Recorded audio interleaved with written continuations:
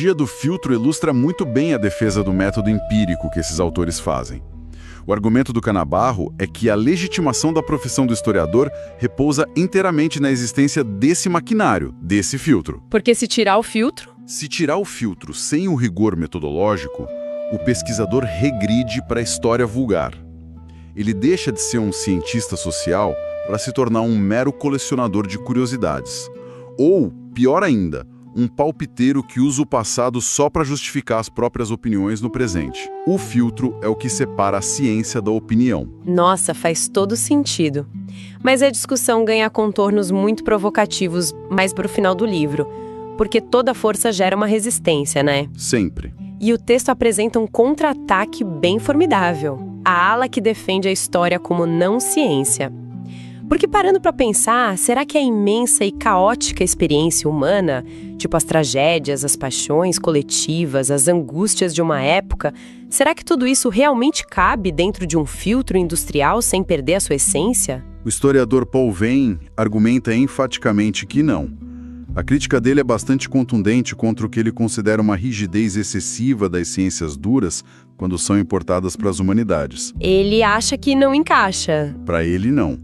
O Venn afirma que o molde científico é muito pobre e reducionista para dar conta do que ele chama de romance da humanidade. Romance da humanidade, que termo bonito. É poético, né?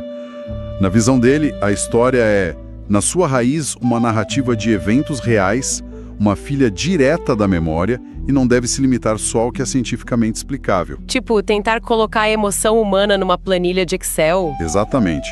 Ao tentar forçar a história a agir como a física ou a química, buscando leis universais de causa e efeito, a gente acabaria deixando de fora justamente as partes mais ricas da experiência vivida, que são imprevisíveis e não cabem em gráficos. E essa ideia de focar na narrativa ganha um peso ainda maior com o outro autor citado, o Hayden White. Ele praticamente tira a história do laboratório e a coloca direto na estante da literatura. O Hayden White é polêmico e brilhante. Pelo que o material expõe, ele argumenta que o conhecimento sobre o passado não é uma descoberta literal, mas uma interpretação moldada quase que inteiramente pelo domínio da linguagem. Ou seja, as ferramentas retóricas, as palavras que o historiador escolhe para escrever, é que vão ditar a verdade daquele texto. É uma mudança de foco para o texto em si. E esse foco na linguagem abre portas para questionamentos muito profundos. E é seguindo essa trilha que a gente chega à vertente mais extrema analisada pelo livro, que é a pós-modernidade, ou o paradigma narrativista. Que é onde a coisa fica um pouco mais tensa. Fica. Para tentar traduzir o raciocínio dos pós-modernos para algo bem prático para quem nos ouve, imaginemos que um pesquisador encontre 3 documentos separados num arquivo histórico.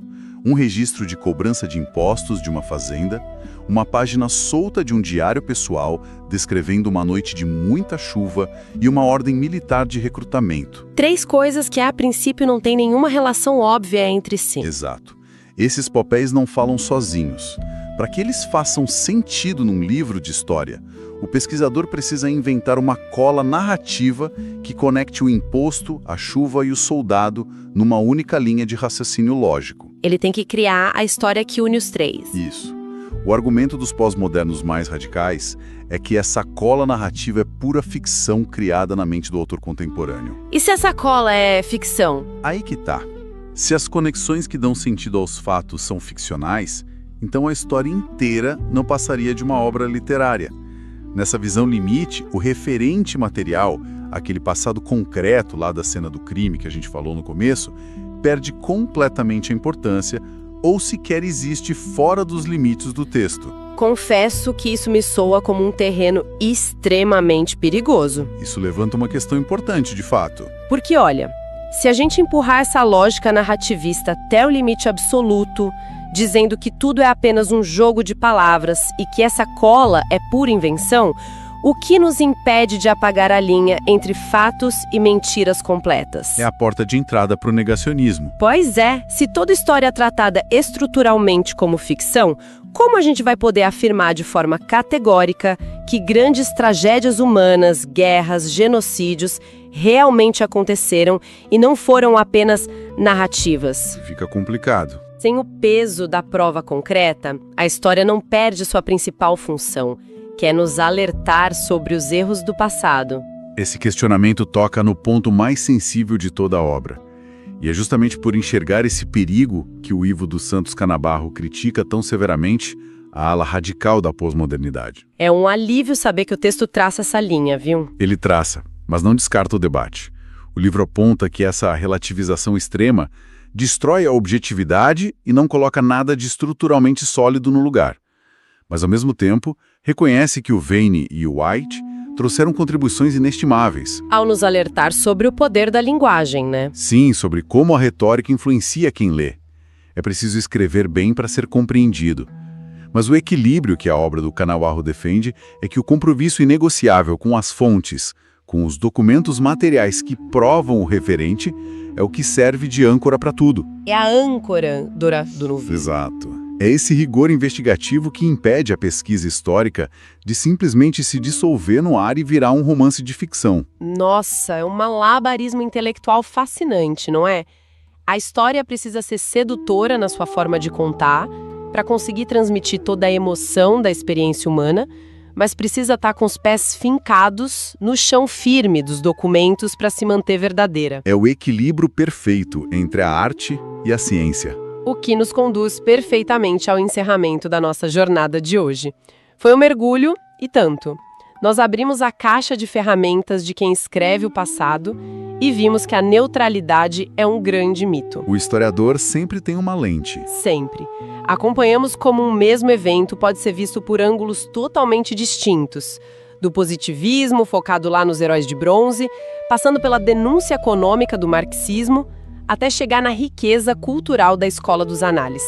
E, finalmente, exploramos aquele embate pesado entre a frieza do método científico e a fluidez criativa da narrativa.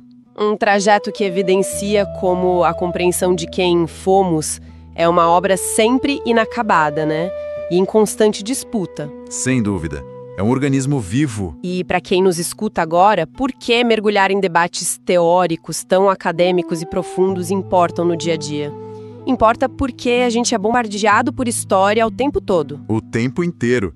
Quando a gente abre um portal de notícias para entender um conflito internacional, ou quando a gente assiste a um documentário de streaming no final de semana... Ou até quando a gente ouve o discurso de um político prometendo resgatar o passado glorioso do país, né? Bem lembrado.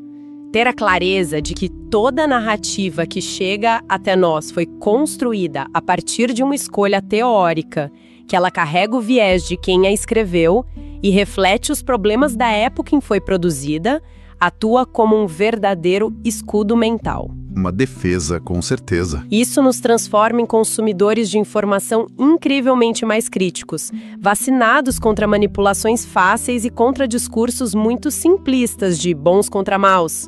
E já que a gente estabeleceu aqui que a historiografia é sempre contemporânea, quer dizer, moldada pelas angústias da sua própria época, a reflexão provocativa que eu queria deixar para nossa audiência é a seguinte. Vamos lá. Se nós estamos constantemente reescrevendo o passado, usando as lentes do nosso presente, como será que os historiadores daqui a 100 anos vão escrever a história da nossa década atual? Nossa, é de dar um frio na barriga. Pois é. Utilizando teorias e tecnologias que hoje a gente sequer consegue imaginar. Quando eles olharem para os nossos registros digitais, para as nossas redes sociais, quais serão os pontos cegos da nossa sociedade moderna?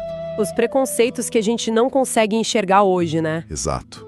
Coisas que a gente acha normais hoje, mas que para eles serão tão óbvios e absurdos quanto os erros do século XIX são para a gente agora. É um pensamento que muda completamente a forma como a gente olha para as notícias de hoje. A história nunca esteve tão viva e acontecendo bem debaixo do nosso nariz. Nunca mesmo. Esperamos que essa exploração do material de hoje tenha sido tão reveladora para quem nos ouve quanto foi para a gente. Continuem sempre com a pulga atrás da orelha, questionando as narrativas prontas. Até o nosso próximo mergulho.